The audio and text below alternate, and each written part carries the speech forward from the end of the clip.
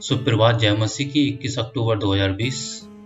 आज का वचन, तुम क्या सोचते हो तुम कौन हो।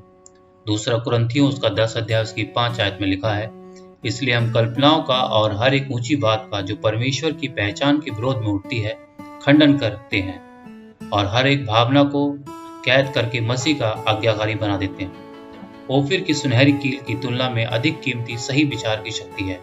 हमें अपने विचारों के सही नियंत्रण पर एक उच्च गुण रखने की आवश्यकता है।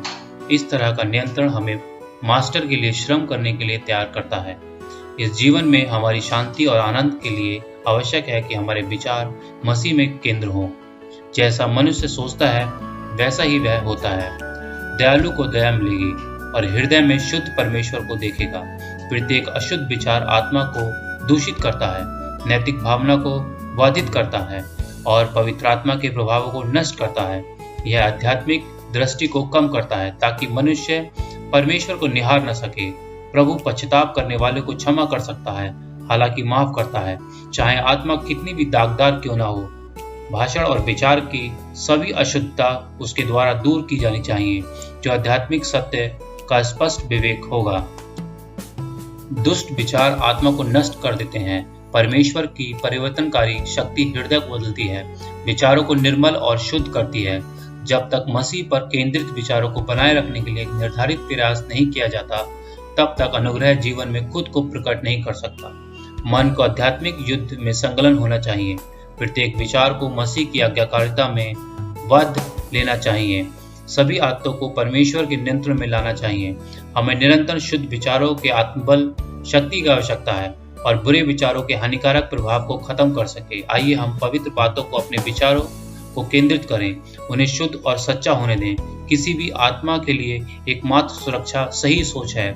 हम हर एक उस साधन का उपयोग कर रहे हैं जो परमेश्वर ने हमारी पहुंच के भीतर रखा है और हमारे विचारों की उत्पत्ति के लिए है।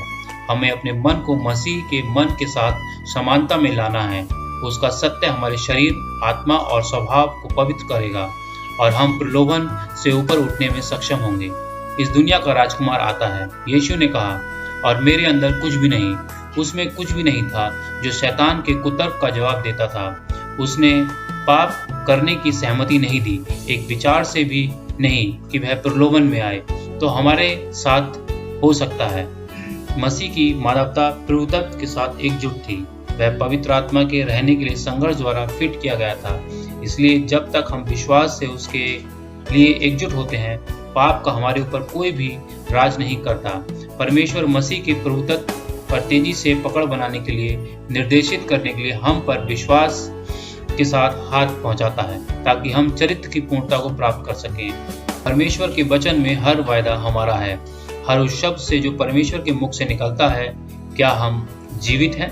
परिस्थितियों को या स्वयं की कमजोरी को नहीं, बल्कि वचन की शक्ति को देखें। इसकी सारी समर्थ आपकी है।